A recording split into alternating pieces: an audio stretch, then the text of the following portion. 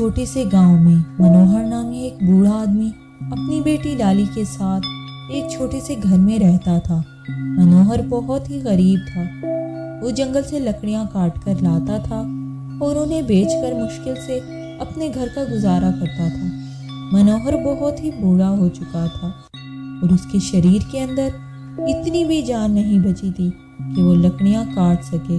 उसकी बेटी लाली बहुत ही सुंदर और होनहार थी। लाली घर में ही सिलाई बुनाई का काम करती थी। थोड़े बहुत पैसे कमा लिया करती थी जिससे वो अपने घर के गुजारे के लिए अपने पिता की मदद करती थी।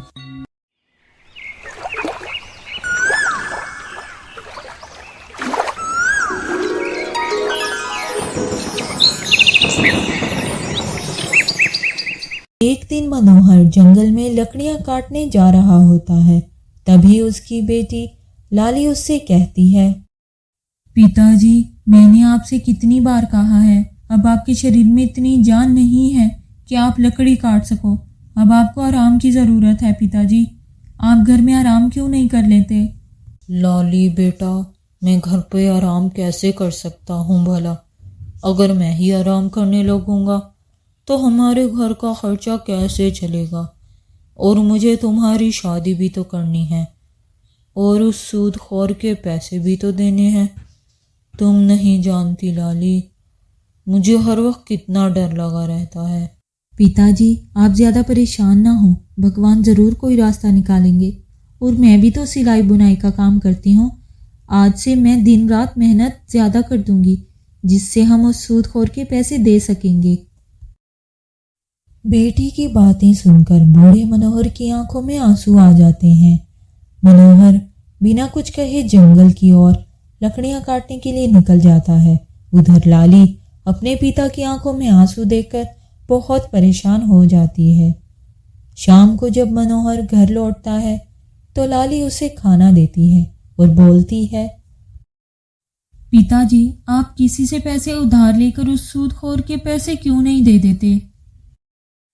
बेटा, मेरी एक बात हमेशा याद रखना, जब बुरा वक्त आता है तो चाहे अपने हों या रिश्तेदार हों, सब मुंह मोड़ लेते हैं। और वैसे भी मेरे सारे रिश्तेदार खुद ही गरीब हैं। वो तो अपना गुजारा ही बड़ी मुश्किल से कर पाते हैं। ऐसे में भला वो मेरी मदद कैसे करेंगे? मेरा कोई दोस्त या रिश्तेदार इतना अमीर नहीं है जो मुसीबत में मेरी मदद कर सके। लेकिन पिताजी, कैसे भी करके हमें उस सूदखोर के पैसों का इंतजाम करना ही होगा। वो कल पैसे लेने आएगा। अगर उसे पैसे ना मिले तो पता नहीं वो हमारे साथ क्या सलूक करेगा। मनोहर अपनी गरीबी के कारण बहुत परेशान था। उसे समझ नहीं आ रहा था कि वो उस सूदखोर से अपनी जान कैसे छुड़ाए। अगले दिन जब बूढ़ा मनोहर जंगल में लकड़ी काटने गया तो जंगल में से उसे एक अनजान व्यक्ति मिला।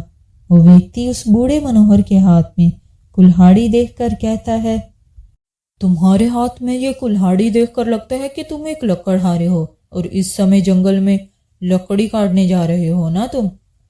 हाँ बेटा, मैं एक लकड़हारा हूँ। तुम बताओ, क्या तुम्हें मुझसे कोई मदद चाहिए? नहीं, मुझे तुम्हारी कोई मदद नहीं चाहिए, मगर तुम्हें सजा से अब कोई नहीं बचा सकता। या फिर हो सकता है कि राजा तुम्हें जीवन भर के लिए काल कोठरी में डलवा दे। ये तुम क्या कह रहे हो बेटा? मैंने तो ऐसा कोई काम नहीं किया बेटा जिसके लिए राजा मुझे इतनी कठोर सजा देंगे। क्या तुम नहीं जानते कि राजा ने पेड़ काटने पर रोक लगाई हुई है? अगर कोई भी जंगल में पेड़ काटता हुआ पकड़ा गया तो राजा उसे कठोर से कठोर सजा देंगे। और अब तुम्हें मेरे साथ राजा के पास चलना होगा। और अगर तुम चाहते हो कि राजा तुम्हें सजा ना दे और तुम्हारे घर का गुजारा यूं ही चलता रहे तो तुम्हें मुझे पैसे देने होंगे, तभी मैं राजा को तुम्हारे बारे में कुछ नहीं बताऊंगा। उस अनजान आदमी की बातें सुनकर मनोहर की आंखों में आंसू आ जाते हैं। अब तुम रो क्यों रहे हो? रोने धोने से कोई काम नहीं चलेगा। पैसे से काम चलेगा, सिर्फ पैसे से। बेटा, मेरे पास पैसे नहीं हैं, पर अगर तुम चाहते हो तो मुझे राजा के पास ले जा सकते हो। क्या तुम्हें सजा से डर नहीं लगता? जो थोड़े से पैसों के बदले तुम अपनी जान जोखिम में डाल रहे हो। मेरी बात सुनो बेटा, मेरे घर में मेरी बेटी भी है और मुझे उसकी अभी शादी भी करनी है, और उससे पहले मुझे एक सूदखोर के पैसे भी देने हैं। अगर मैंने उस सूदखोर के पैसे ना दिए तो वो सूदखोर मेरी जान ले लेगा। अब तुम ही बताओ बेटा कि मैं क्या करूं। देखो, वैसे तो मैं किसी पे भी दया नहीं करता, लेकिन तुम बूढ़े हो और तुम्हारी एक बेटी भी है जिसकी तुम्हें अभी शादी भी करनी है। देखो बाबा, मैंने आज तक अपनी ज़िंदगी में कोई भी अच्छा काम नहीं किया है, लेकिन हाँ, आज मैं ज़रूर करूँगा। क्या पता इस नेक काम से भगवान मुझसे खुश हो जाए और मेरी सारी गलतियों को माफ़ कर दे। इस थैले में सोने के सिक्के हैं, इनमें से कुछ सोने के सिक्कों को तुम सूदखोर को दे देना और बाकी बचे हुए सिक्कों से तुम अपनी बेटी की शादी कर देना। और अब तुम यहाँ से जाओ, इससे पहले कि तुम्हें कोई और देख ले। बूढ़ा मनोहर उस आदमी को बहुत आशीर्वाद देता है और खुशी खुशी अपने घर की ओर निकल जाता है। कड़ी धूप होने के कारण चलते चलते उसे रास्ते में चक्कर आने लगते हैं, इसलिए वो आराम करने के लिए एक पेड़ की छांव में बैठ जाता है। और कुछ ही देर बाद उस बूढ़े मनोहर की आंख लग जाती है। तभी वहाँ एक चोर आता है और बूढ़े मनोहर की सोने से भरी पोटली को उठाकर ले जाता है। थोड़ी दूर जाने के बाद जब वो चोर उस थैली को खोलकर देखता है तो वो खुशी से झूमने लगता है और कहता है, अरे वाह, आज तो मेरी किस्मत चमक गई है। अब मेरी पत्नी और बच्चों को भूखा नहीं सोना पड़ेगा। इन सिक्कों से तो मेरा सालों का गुजारा हो जाएगा। उधर जब मनोहर की आंख खुलती है तब वो अपनी पोटली ढूंढने लगता है, लेकिन उसे सोने के सिक्कों से भरी पोटली कहीं नहीं मिलती, जिसकी वजह से मनोहर बहुत परेशान हो जाता है और अपने आप को कोसने लग जाता है। ऐ भगवान, ये क्या हो गया? न जाने मैं कैसे सो गया। ना ही मैं सोता और ना ही मेरे सोने के सिक्कों से भरी पोटली गायब होती। बरसों बाद एक खुशी मिली थी, लेकिन अब वो भी छिन गई। अब मेरी बेटी की शादी कैसे होगी और उस सूदखोर का कर्ज मैं कैसे चुकाऊंगा? है भगवान, मुझ बूढ़े और लाचार की मदद कर।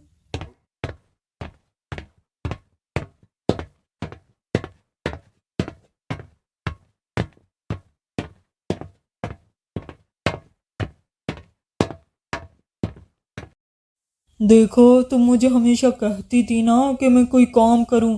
ये देखो, सोने के सिक्कों से भरी हुई पोटली, इससे कम से कम 2 सालों का गुजारा हो जाएगा और मुझे कोई काम करने की ज़रूरत भी नहीं पड़ेगी। इतने सारे सोने के सिक्के ये तुम कहाँ से लाए हो? तुम्हारी ये सवाल करने की आदत कब जाएगी? मैं इतने सारे सोने के सिक्के कहाँ से लाया हूँ, तुम्हें ये जानकर क्या करना है आखिर? मुझे जानना है, ये इतने सारे सोने के सिक्के तुम कहाँ से लाए हो? कहीं आपने ये सोने के सिक्के चुराए तो नहीं हैं? तुम्हारी ये बहस करने की आदत पता नहीं कब जाएगी। हाँ हाँ, मैं ये सिक्के चुरा के ही लाया हूँ। एक बूढ़ा आदमी पेड़ के नीचे सो रहा था, उसके पास ये पोटली रखी थी जो कि मैं उठा लाया। क्या अब आप चोरी भी करने लगे हो? क्या आप दूसरों को तकलीफ देकर खुद खुश रहना चाहते हैं? वो बेचारा बूढ़ा गरीब आदमी ना जाने किस हाल में होगा, ना जाने उसने ये सोने के सिक्के किस काम के लिए ले रखे थे और आप इन सोने के सिक्कों को चुरा कर ले आए। अरे अरे, वो बूढ़ा कोई गरीब आदमी नहीं है, बल्कि एक अमीर आदमी है। ये आपको कैसे पता कि वो बूढ़ा पैसों वाला आदमी है? क्या आप उसे जानते हो भला? नहीं, मैं नहीं जानता उसे, पर वो गरीब कैसे हो सकता है? क्योंकि एक गरीब आदमी इतने सारे सोने के सिक्के लेके बेफिक्र होकर पेड़ के नीचे कैसे सो सकता है भला? मुझे इस बात से कोई फर्क नहीं पड़ता कि वो बूढ़ा आदमी गरीब है या अमीर। बस हमें किसी की खून पसीने की कमाई नहीं खानी चाहिए, इसलिए आपको उसके पैसे लौटाने ही होंगे। अरे तुम ये बेवकूफ़ों वाली बात क्यों कर रही हो? अब मैं उस बूढ़े आदमी को कहाँ जाकर ढूंढूंगा? और तुम तो एकदम ही सठिया गई हो। आपको उसको तलाश करना ही होगा। मुझे भूखा रहना पसंद है, लेकिन मैं चोरी के पैसों से अपने घर का गुजारा नहीं कर सकती। आपको अपनी पत्नी और अपने बच्चों के पेट मेहनत मजदूरी से भरने चाहिए, ना कि चोरी करके। ठीक है, मुझे पता है तुम नहीं मानोगी। मैं जाकर उस बूढ़े आदमी को ढूंढता हूँ और कल सुबह सुबह यहाँ से निकल जाऊंगा, उसे तलाश करूंगा और उसके सिक्के वापस कर दूंगा। अब खुश होना तुम। मनोहर जब दुखी होकर अपने घर पहुंचता है तब उसकी बेटी कहती है, पिताजी, मैं कब से आपका इंतजार कर रही थी। आज आपको घर आने में इतनी देर कैसे हो गई? पिताजी, आप इतने चुप क्यों हैं? तब मनोहर सारी बात अपनी बेटी को बता देता है। इतने में वो सूदखोर अपने पैसे लेने मनोहर के घर आ जाता है। मनोहर, तुमने मेरे पैसे देने का वादा किया था। चल मेरे पैसे दे, जल्दी कर। मैंने आपके पैसों का इंतज़ाम कर लिया था, पर किसी ने मेरे सोने के सिक्कों की थैली को चुरा लिया। तूने मुझे बेवकूफ़ समझा है क्या? जो तू मुझसे झूठ बोलेगा और मैं मान लूँगा। अरे तेरे जैसे मुझे 50 मिलते हैं झूठ बोलने वाले। अब जल्दी से मुझे मेरे पैसे दे, मेरा समय मत बर्बाद कर। मैं झूठ नहीं बोल रहा हूँ, मेरा विश्वास करो। किसी ने मेरे सोने के सिक्कों की थैली चुरा ली। अच्छा, तेरे पास वो सोने के सिक्कों की थैली कहाँ से आई भला? ज़रा मुझे भी तो पता चले कि आखिर तो बुढ़ापे में ऐसा क्या करता है। अब चुप क्यों है, बताता क्यों नहीं? तुझे बुढ़ापे में झूठ बोलते हुए शर्म नहीं आती क्या? तू ऐसे नहीं मानेगा, तू मेरे साथ राजा के पास चल। वो मनोहर और उसकी बेटी को राजा के पास ले जाता है। महाराज, इस मनोहर ने मुझसे पैसे लिए थे और अब मुझे पैसे नहीं दे रहा। ऊपर से मुझसे झूठ भी बोल रहा है कि कोई इसके सोने के सिक्कों की थैली को चुरा कर ले गया। अब इसमें मेरा कसूर तो नहीं है। मुझे तो मेरे पैसे चाहिए और ये दे नहीं रहा मेरे पैसे। तो तुम ऐसे आदमी को कर्ज क्यों दे देते हो जो उसे चुका ना सके? यहाँ के नियम के अनुसार जो आदमी कर्ज ना चुका सके उसके पूरे परिवार को कर्ज देने वाले की गुलामी करनी पड़ती है जब तक वो अपना कर्ज ना चुका ले। लेकिन मैं बूढ़े मनोहर की उम्र का लिहाज करते हुए उसे एक दिन का मौका और देता हूँ।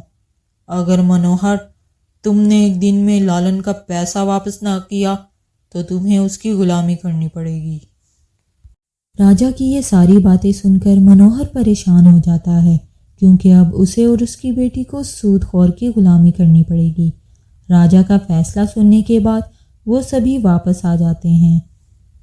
मनोहर, मेरी बात सुन। जो पैसे तू 2 साल में लौटा नहीं सका वो एक दिन में क्या लौटाएगा? तू एक काम कर, अपनी बेटी की शादी मुझसे कर दे। तेरी बेटी मेरे साथ राज करेगी और मैं तेरे साथ भी अच्छा व्यवहार करूँगा। मैं तेरे जैसे इंसान से कभी शादी नहीं करूँगी। तू बहुत बेरहम है और इंसानों पे जुल्म करता है। तो ठीक है, मैं भी देखता हूँ मेरे पैसे कैसे चुका पाते हो, और मैं तेरे बूढ़े बाप से इतने काम करवाऊंगा कि तेरी आत्मा कांप उठेगी। अब मैं चलता हूँ और एक दिन बाद आऊँगा। पिताजी, हम एक दिन में उस मनहूस का कर्ज कैसे चुकाएंगे? अगर हम एक दिन में उसका कर्ज नहीं चुका पाएंगे तो वो मनहूस हम पे बहुत अत्याचार करेगा। पिताजी, मैं आपके ऊपर अत्याचार होते नहीं देख सकती। उस कमीने ने बहुत से लोगों को लूटा है, किसी का घर छीना है तो किसी की ज़मीन छीन ली है। पिताजी, अगर आपकी मर्जी हो तो मैं उस कमीने से शादी कर लेती हूँ, वरना वो आप पे बहुत अत्याचार करेगा। नहीं बेटी, तुम उस आदमी के काबिल नहीं हो। अगर हमारी किस्मत में उसकी गुलामी करनी लिखी है तो हम उससे भाग नहीं सकते। लेकिन पिताजी, वो सूदखोर बहुत बेरहम है, उसको किसी पे दया नहीं आती। वह आपकी उम्र का भी लिहाज नहीं करेगा। बेटा, भगवान ज़रूर कोई रास्ता निकालेंगे और जल्द ही कठिन सफ़र ख़त्म हो जाएगा। इतना कहकर मनोहर उसी जंगल की तरफ रवाना हो जाता है और वहाँ उसी पेड़ के नीचे बैठ जाता है जहाँ उसके सोने के सिक्के चोरी हुए थे।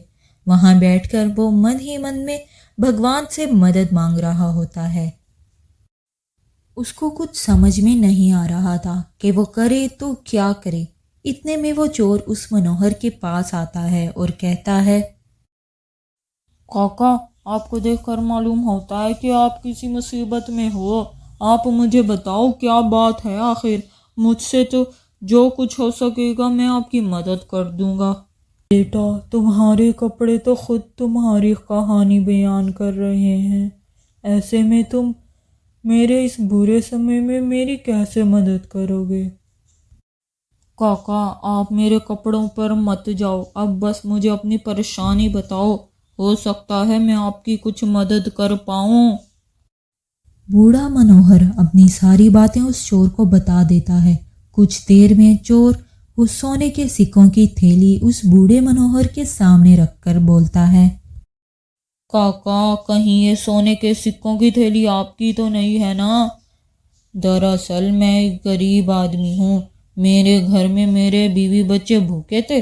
मैं काम की तलाश में निकला था तो किसी ने भी मुझे कोई काम ना दिया।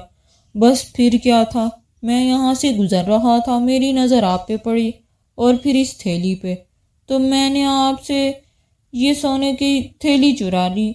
लेकिन जब मैं घर गया तो मेरी पत्नी ने ये लेने से इनकार कर दिया और कहा कि हमें भूखा रहना पसंद है लेकिन चोरी के सिक्कों से अपना घर नहीं चला सकती। हो सके तो मुझे माफ़ कर दीजिएगा काका, मेरी वजह से आपको इतनी परेशानी का सामना करना पड़ा। कोई बात नहीं बेटा, तुमने मुझे ये सोने के सिक्के लौटा दिए, इसलिए मैं तुम्हें माफ़ कर देता हूँ और अब मुझे चलना चाहिए। मैंने सूदखोर के पैसे लौटाने हैं।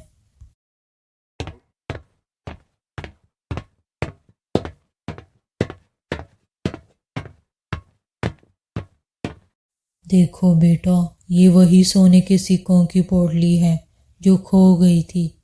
अब हमें उस सूदखोर की गुलामी नहीं करनी पड़ेगी। मैं जंगल गया था, वहाँ वो आदमी आया था जो मेरी ये सोने के सिक्कों की थैली चुरा कर ले गया था। मैंने तुमसे कहा था ना कि भगवान हमारी मदद ज़रूर करेगा। इतने में वो सूदखोर उनके घर आ जाता है और मनोहर से कहता है, मनोहर, चल मुझे मेरे पैसे वापस कर दे। अभी भी मौका है, तू अपनी बेटी को मेरे हवाले कर दे और अपनी बेटी की शादी मुझसे कर दे। क्या ख्याल है मेरी रानी? अब बताओ क्या कहती हो? तुम्हारे बूढ़े बाप पे अत्याचार होते तुम सह लोगी? भगवान के होते हुए तुम हमारा कुछ नहीं बिगाड़ सकते। ये लो सोने के सिक्के और ये बेचकर अपने पैसे ले लेना। अरे वाह, सोने के सिक्के! जो पैसे तू 2 सालों में ना चुका सका वो तूने एक दिन में कैसे कर लिया?